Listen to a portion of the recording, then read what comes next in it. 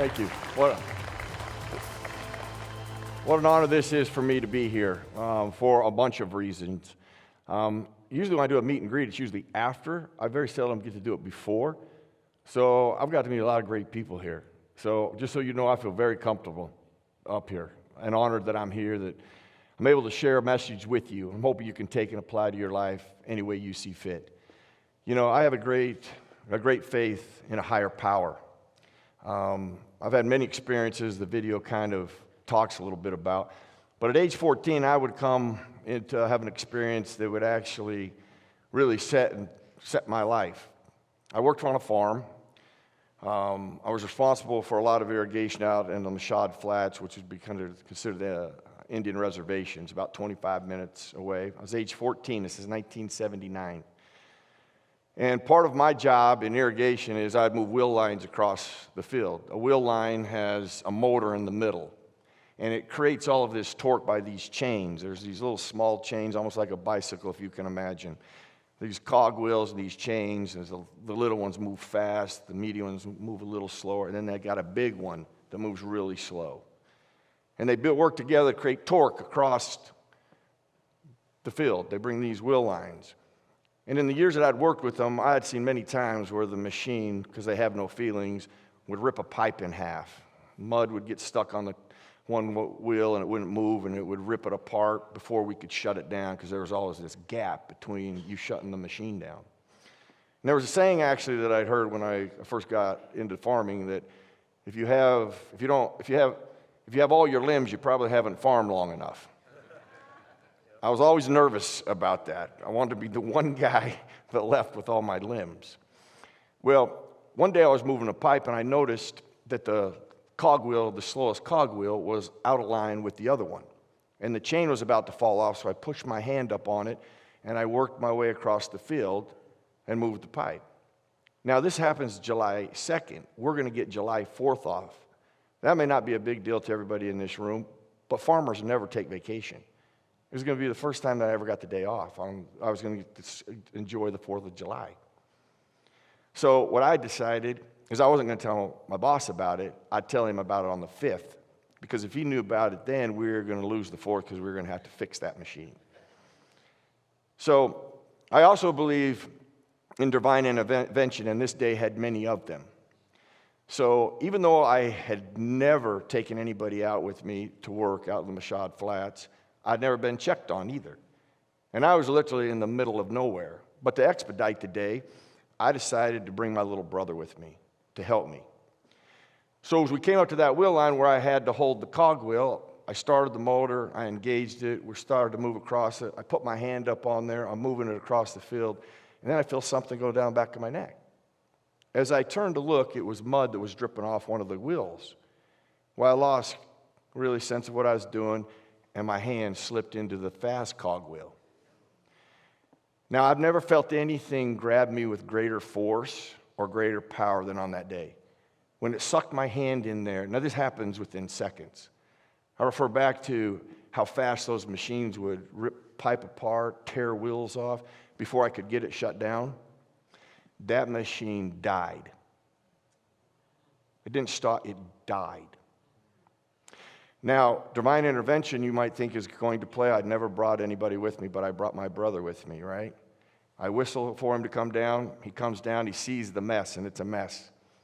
You saw my hand, and the blood was going on. He goes into shock.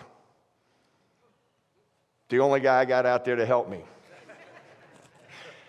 In the process of watching him literally go in shock, somebody's coming. I can see the dirt road. I can see the dust. As it makes the turn, it's my boss. He drives parallel to us. He's walking in. He's carrying a hammer and a flathead screwdriver as he gets closer. The two tools you need to undo the master link on the chain. He undoes the chain. I go to the hospital. Now, you could argue the miracle was they even put my hand back together. I was at the cutting point. I was either going to lose my hand, my forearm, or my entire arm if it went just 1 second more. They rebuilt my hand. I have lost a little bit of my little finger. I have bad circulation in this hand, but it functions. On that day, had I lost my arm, my journey's different. I'm probably not here. But on that day, nobody will ever be able to tell me otherwise than a higher power shut that machine off. My boss later on, farmers never get dinner with their families. His wife tells me in the middle of dinner, he says, I got to go check on Merril. It's a 30-minute drive. It's not a 3-minute drive. And then he told me, he goes, I'm in the truck. I went to get out of the truck, and something told me, grab a hammer and a flathead screwdriver. And he comes across the field. I very seldom get to share that, but I often reflect on it because we're all a decision, a choice, a circumstance away from a different life. So I'm honored to be here with you. And I have a process before I come speak. I tried to learn a little more about everybody in this room. And it's interesting. I find out everybody has goals, dreams, challenges, deadlines, circumstances you face every day, and the unforeseen. Every time I'm done with that process, I realize we are all more alike than we are not. I also know that everybody in this room, you're successful. You want to continue to be successful, and you want to grow. That is a critical component of life, and I'd like to help you with that today. I've learned a lot about personal success and growth playing in the National Football League, my career at ESPN, and from people like you and opportunities like this. But I've also learned a lot about it going into cardiac arrest, laying in intensive care for days, having to learn how to read again, going through severe depression and starting my life over at age 30. I've also learned about it going through open heart surgery and sitting in a chemotherapy chair battling cancer. By no stretch of the imagination have I done it by myself. I'm a product of a lot of people. People have challenged me. People have inspired me. I find hope in people. And I'm going to share a few of those with you today. But to stay updated on what makes peaceful, successful people, I get into a variety of conversations with people that are peaceful and successful. And I love to always listen. Because no matter where the conversation goes, there's always two things that end up rising to the top that make peaceful, successful people. One, integrity. We will all be exposed for our integrity at some point. It is better to be exposed for having it than not having it. And today I'm actually going to talk about self-integrity, which actually leads me to number 2. The ability to self-evaluate. To open yourself up in the reflection of a mirror and check on yourself. Challenge yourself. It's how we grow. It's how we evolve. And no matter where you might be in your life, we must always grow and evolve. Well, the message I want to share with you today surrounds the words find a way. They've helped me live a dream and fight to live and a lot of in between, but they're just supposed to help me live a dream. And that's where the journey begins. What I'm going to say next has happened to everybody in this room at some point. You either asked it of yourself or somebody asked it of you, or both. But I got asked one day, hey, Merril, what do you want to do? What do you want to be when you grow up? I was 8 years old. I have absolutely no idea. But I wasn't frustrated by the question. I was intrigued by it. It's the first time the scope of my little mind had been widened to something I would never have thought of at that age. So I actually started looking around of what I would want to do, what I'd want to be. I now have to paint a picture of when this happens. It happens in 1973. My dad was a milkman. He got up at 4:30 in the morning. He went on his route. He delivered milk to people who leave empty bottles of milk in a container on their porch. He replaced that with full bottles of milk. You didn't go to the grocery store and get milk. It was delivered to you. But I didn't want to do that. And in 1973, not everybody had a television. We didn't have the luxury of these big screens that we see today. But if you did, it was a box about yay big, an antenna, 2 knobs, 3 channels, no remote. So you had to select the right channel before you got comfortable on the couch. Now, if your parents come in and watch television with you, you end up becoming the remote. That's how I know people were around in 1973, because you were the remote. I was the remote. Well, we had a rule in our home. We couldn't have the television on Sunday. So I used to love to go to my grandparents' house on Sunday. They always had their television on. Well, shortly after being asked, what do you want to do, what do you want to be, went to my grandparents' house. We walk into it, and I know you're going to love this. There it is. Football on television. The Green Bay Packers were playing. Now, I don't remember who they were playing, and actually the big deal wasn't the Packers were playing. The big deal was I'd never seen football on television. It's the first time I'd seen football on television. I played it in the backyard. I just signed up for it. I'd never seen it on television, but I now had an answer. I knew what I wanted to do. I knew what I wanted to be. I was going to play in the National Football League. So the next time I was asked, I announced, I'm playing in the National Football League. The second I announced that, one of four things was said to me right away. Oh my gosh, you know how hard that is? Do what the odds you playing in the National Football League are.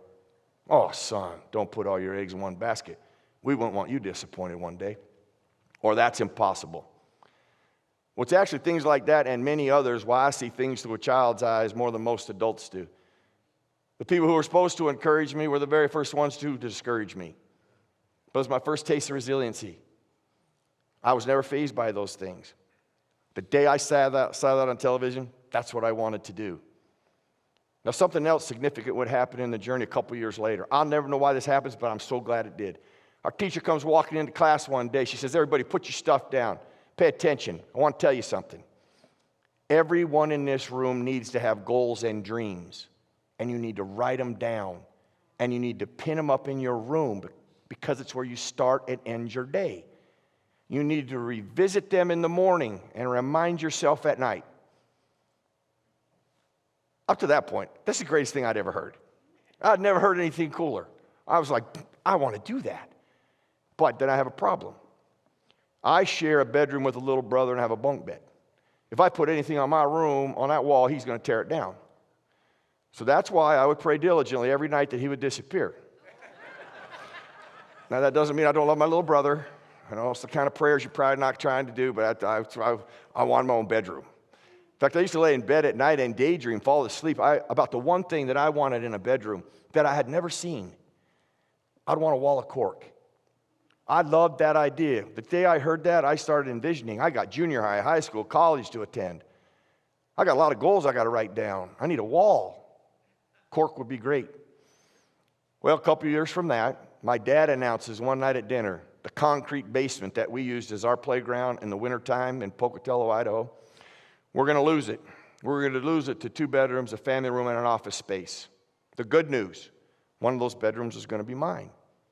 So as soon as I heard that, I asked my dad, can you make me a wall of cork? He asked why. I explained. I said, I can't promise you anything, but we'll see what we can do. I got some time on my hands. I'm going to write down all of my goals. But the top's going to sit, I will play in the National Football League. I start thinking, how can I really decorate that to emphasize it? My favorite player, was Walter Payton. I cut a picture of him. I even think even in this division, everybody loves Walter Payton. How can you not love Walter Payton? I cut a picture of Walter Payton out. My favorite team actually as a kid was the Pittsburgh Steelers. I cut a picture of them out. I haven't cut a symbol of the NFL out to really decorate that goal. When my room finally gets done, I remember I walk in, open up the door. The wall that I had envisioned was going to be a wall of cork, nothing but white painted sheetrock. Moment of disappointment. I look to my right, my bed is bumped up against a wood chair rail, and above it, 3 panels of cork. It's not an entire wall, man. It's big enough. Jump up on that bed, pinned all those goals up.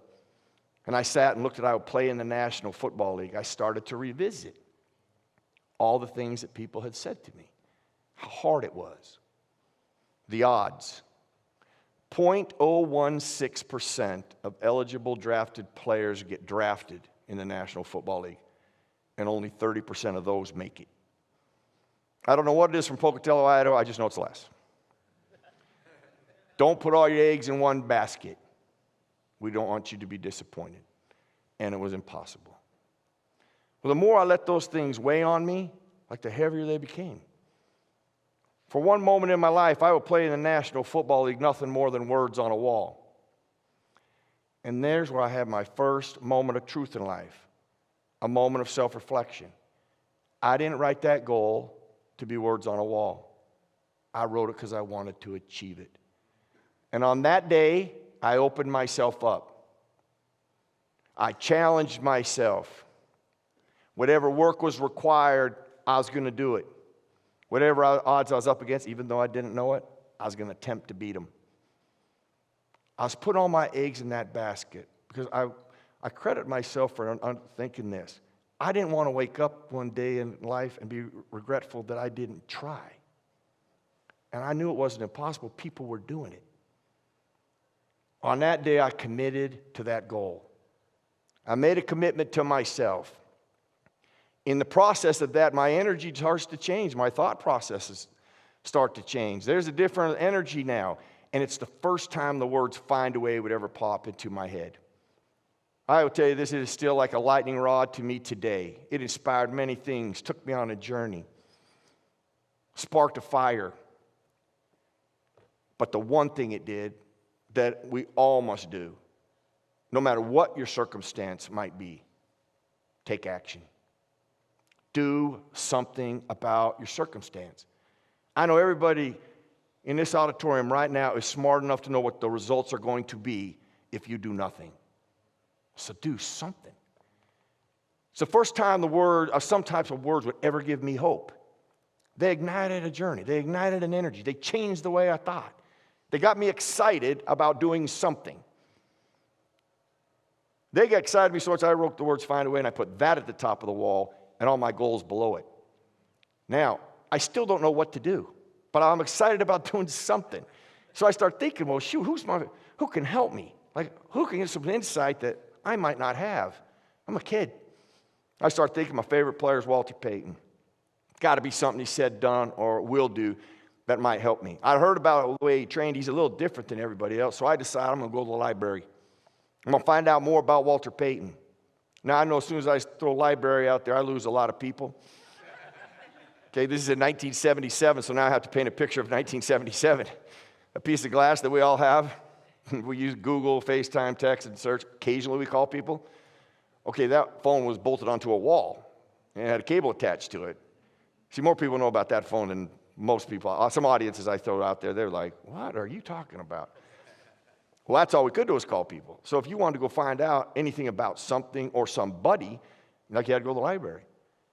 So I decided I'm going to the library. Now, this is a sidebar, but important. I'm a C student. I worked hard at being a C student, practiced hard at being proud of being a C student. Well, I'm going to share a few stories with you, and you might be going, how do you do that? Or why would you do that? If you throw the C student thing in there, it's going to clear it up for you. Well, even though this C student, he knows one thing. If you don't know what you're doing in the library, go ask someone for help. Walked right over to the librarian. I said, can you help me find things on Walter Payton? She points to her right, my left.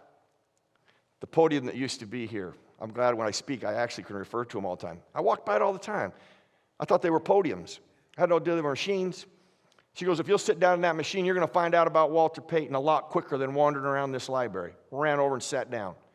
So I sat down. I come across a guy named Aristotle. Can't find Walter Payton. I don't even know who Aristotle is. And I'm telling you to this day, I do not know why I chose to read the things that he had written. But the more I read, the more interested I become. And I end up coming across the quote that ends up being the foundation of my journey. And the quote's this: we are what we repeatedly do. Therefore, excellence is not an act but a habit. The truth in that. If you just took inventory of that yourself, you find out who you are. Well, those words gave me hope. I knew I had no room for error. I knew if I made the right choices, created the right patterns, did the right habits, like I had a chance. That gave me hope. Wrote that down, went home, stuck it on the wall. Now, I didn't think I'd found out everything I need to find out. A few years go by, I continued to search things on Walter Payton. And I hear about a tape he's putting out called Winning in Life. He's going to talk about 3 things: charity work, family life, and how he trains.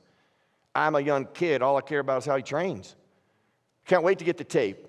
I get it. I plug it in just for fun. It's a VHS tape. Yeah. These people, actually, you guys know what a VHS tape. Sometimes I said VHS tape, and I go, wow, what's that? But I thought VHS tape in. I'm scrolling through it trying to find things that interest me. I didn't realize there's an interview process in there. I stop it. I hit play. First question the interviewer asks him, what makes you better than everybody else? If I had one shot at it, that's what I'd ask. What is it that you do that makes you so great? Now, I don't just assume everybody knows who Walter Payton was or is, and I won't even assume it in this group. But this was always said about him.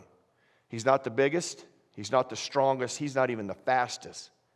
He's just the best. That is confusing as a kid. Everybody bigger, stronger, and faster than me is better than me. How is this cat not the biggest? He's not the strongest. He's not even the fastest. But he's the best in the world? How is that possible? Well, after he was asked, what makes you better than everybody else? He said something as profound as I've ever heard a human being say it. He paused for a second, and he said, I want it more than they do. Every single day of the week. When I go run that hill that's 80 yards up, 40 degrees, sand-based at 7 o'clock in the morning, I want it more than they do. Monday, Tuesday, Wednesday, Thursday, Friday, and Saturday. During the season, when there's not 65,000 fans in the stands, cameras are not rolling, I want it more than they do. Monday, Tuesday, Wednesday, Thursday, Friday, and Saturday. Then Sunday at 1 o'clock, when you get to see me, you better believe I want it more than they do. I hit pause. There's not a soul in this room can't do that. I can do that. That's a mindset. It's a choice. It's a pattern, and it's a habit that can be deployed upon anything, and anyone can develop that. It is a relentless commitment to something. Not when it's convenient for you, not when it works for you, every day. A relentless commitment. A choice and a mindset towards something every day. Not an easy tool to develop, but it can be developed. And the more you work at it, the easier it becomes. And it can be a great tool in your tool belt of life. It could be the thing that helps you get to the top. It could be the thing that helps you start what you're trying to start or stop what you're trying to stop. It could be the difference between you and your competitor. That relentless commitment to something. Because after that day, I made a commitment. I know I could do that. Every day I practiced, every day I trained, and every day I played, I made a relentless commitment of every day. It was one of the most powerful things I'd ever heard. And I could tell you about many times it was the difference between me and my competitor. The one I always share, actually, because I was playing for the Chicago Bears at the time, and it was probably the most poignant one for me, is we were last practice of the day, end of the day in training camp, and we always did a conditioning drill. And on this particular day, our coaches asked us to do a series of 40-yard dashes. He gives you one rule. Run them as fast as you can run them. That is all he asks. That is all he requires. We do anywhere from 4 to 5, depending on his mood, but we are 3 into it today. He stops us. He says, hey, Robbie, how fast you run a 40? Robbie stood up, threw his shoulders back. We just drafted him, 6'1", 210 pounds. He goes, Coach, I run a 4.340. You do? He said, you sure? He said, yes, sir, you're my pro day. He said, you're right. You do. Hey, Merril, how fast you run a 40? Not funny. Everybody knew in this group I didn't run a 4.340. And it was the first time actually ever in my professional career I felt disrespected that a coach would do that to me. He knew I didn't run a 4.340. Besides, I was breathing my guts out. I was not going to answer it. I was refusing to answer it, and I didn't answer it. He then said, didn't you lead the team in rushing and receiving last year? I had. He said, don't you have the record for most consecutive games played in the National Football League? At that time, I did. Dan Marino had blown his Achilles out the year before, and I was next in line at 120-some straight games.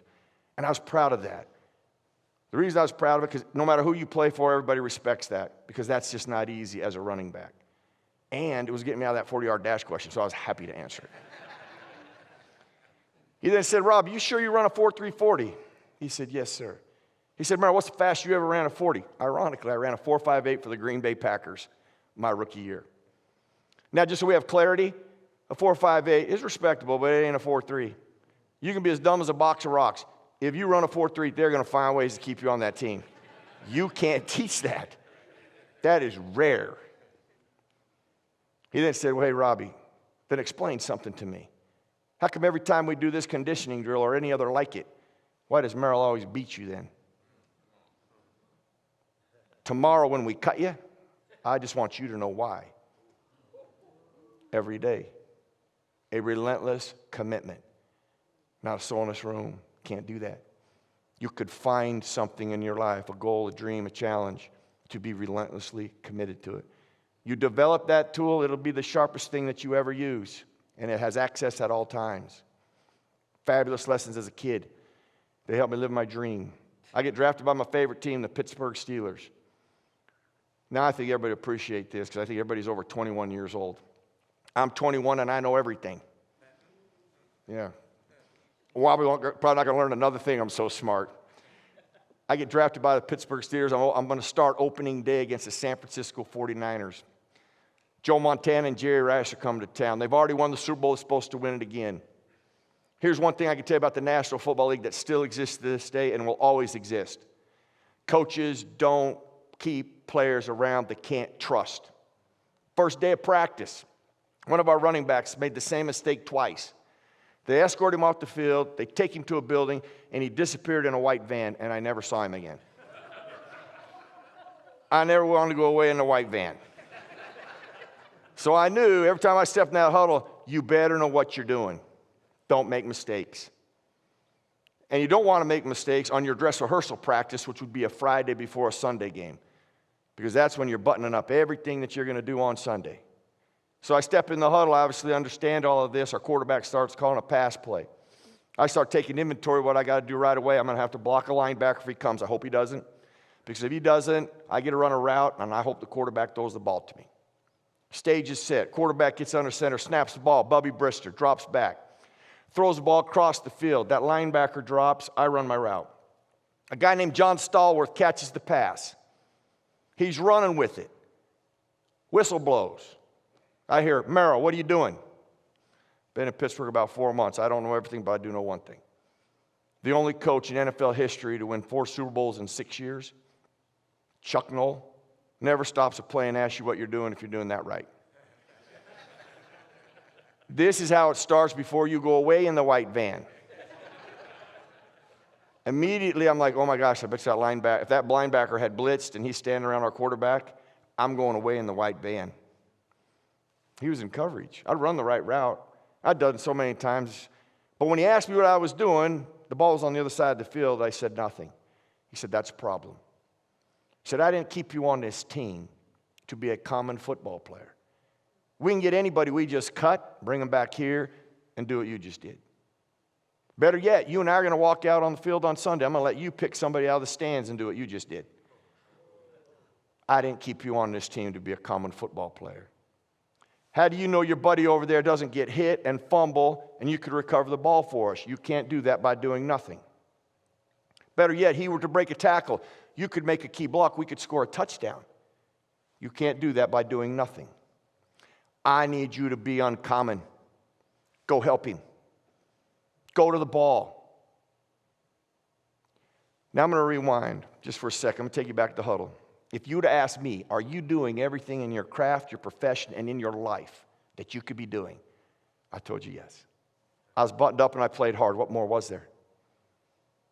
On that day, one of the greatest coaches in NFL history challenged me to widen my scope, to see more things I could and should be doing in my craft, my profession, and in my life.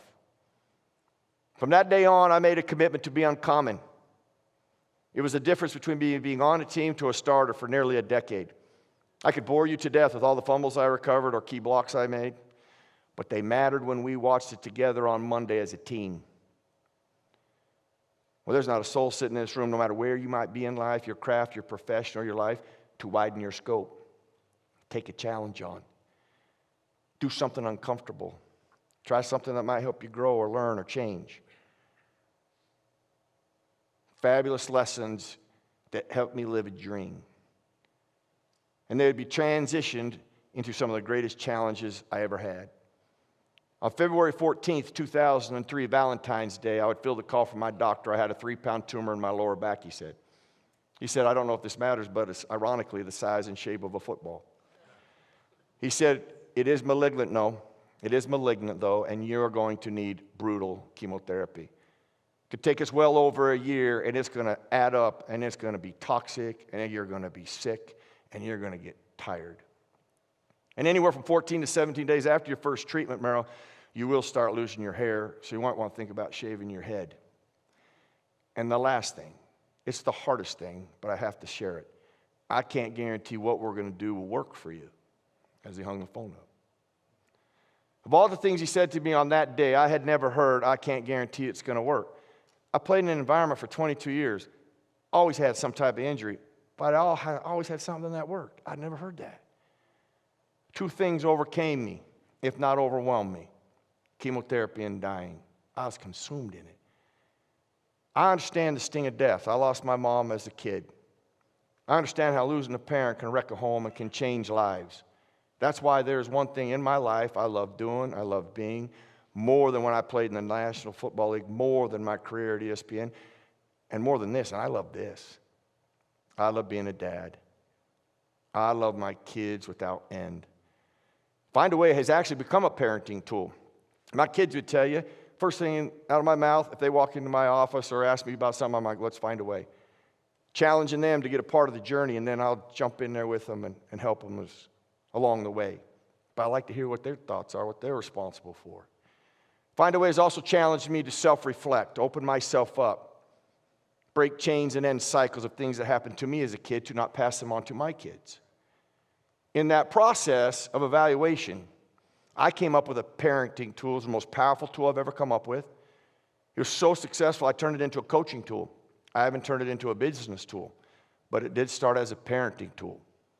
And that tool is this. I judge my kids in the yardsticks of their years and not mine. Gives me two things at all times, patience and perspective.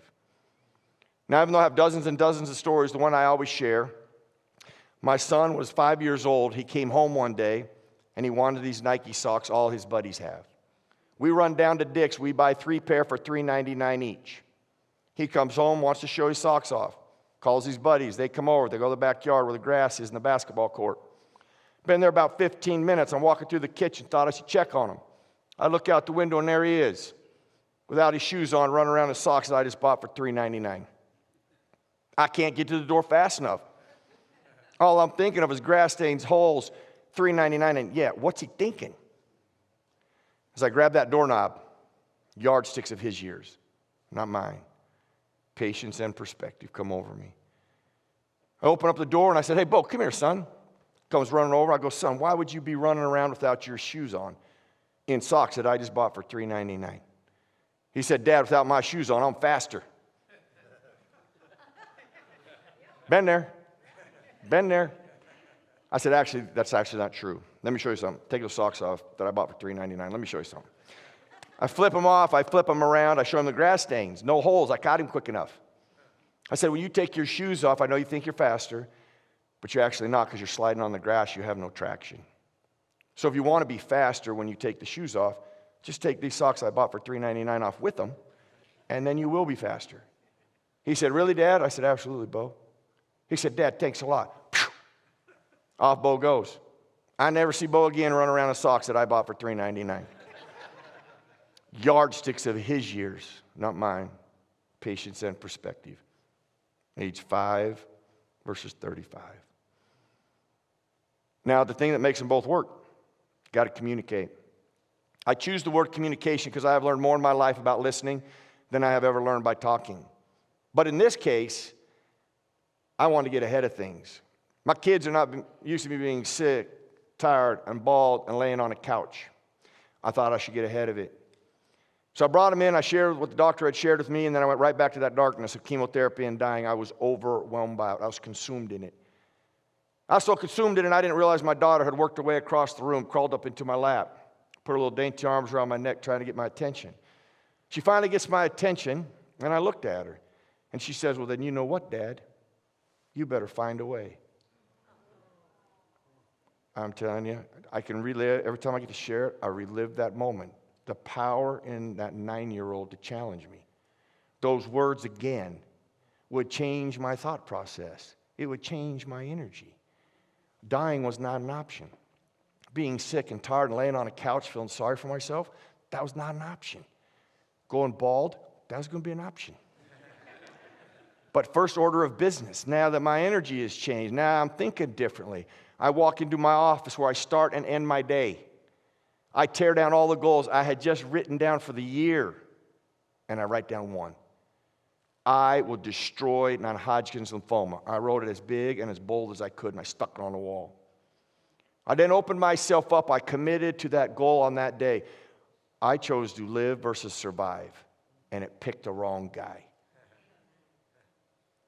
My Walter Payton, my Chuck Noll, my Aristotle were all being deployed. Very similar to age 12. who can help me, been through this, what I'm about to go through. Between my doctors and nurse, I find 5 people. They're anywhere from just removed from treatment to 5 years removed. After I talk to these 5 people, I am actually more depressed than before I talked to them. They confirm the brutality of the journey. They confirm the hair loss, the sickness.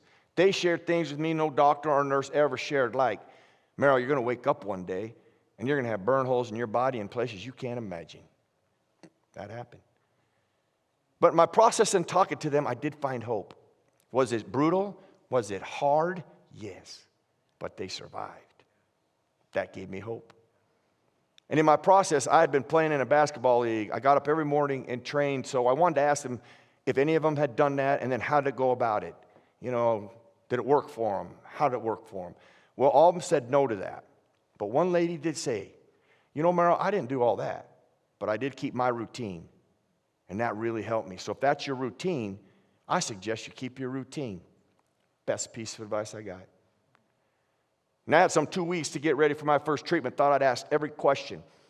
Treatment's going to be 12 hours. I got to be there at 5:30 in the morning. I start at 6. I walk into a room that's just lined with chairs and cables and poles. I'd never walked into a colder atmosphere in my life. I walked in, I looked around, I found a place I got hunkered down, and I sit down. As I sit down, it hits me. I hadn't asked the most important question. Of all the questions I'd asked, I never asked, how fast does chemotherapy work? I had no idea. Well, right about then, the doctor walked in, so I nonchalantly said, hey, doc, how fast chemotherapy work? I remember he sets his papers down, he pulls his glasses down, he looks over at me, he says, in seconds. I was paralyzed by that. I was paralyzed by it because I didn't know what he meant by it. But I would find out. Some 6 hours later, I looked to my left, and my nurse, Becky, she looks like she's going to a nuclear plant. She's got plastic draped all over her, plastic gloves, and she's holding a syringe with red fluid on it, and it does not look good. I start looking around the room, see who's going to get it, feel sorry for him. Before I know it, she's standing right in front of me. She said, now listen, this is the most toxic part of your treatment. The nickname of this is called Red Death.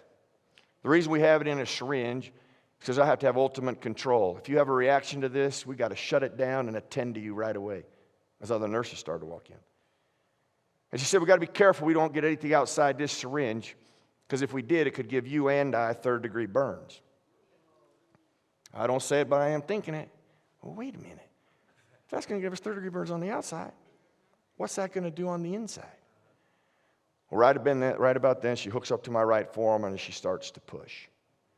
It goes from my elbow through my eyeballs, through my lungs to my toes in seconds.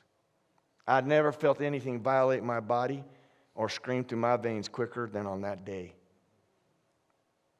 When she was done, I'd been there 6-7 hours. I needed to go to the bathroom. I had a lot of fluids in me. She said, now listen, I don't want you to be alarmed. Your urine will be red. And I need you to do me a favor. What I put in you went at 100% potency, but it's going to come out at about 80% potency.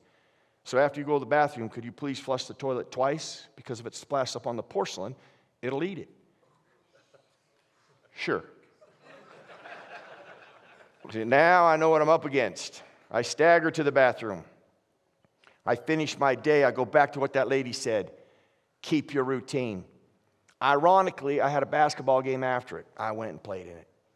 I got up the next morning and I did what I would do on my normal routine for I got my kids ready for their day. I worked out. Well, here's what happened in a 24-hour period. Women will love this. Do you know you have 20,000 pores in your face alone? I know women know that. If they don't, they're like, oh, wow, that's a lot of pores.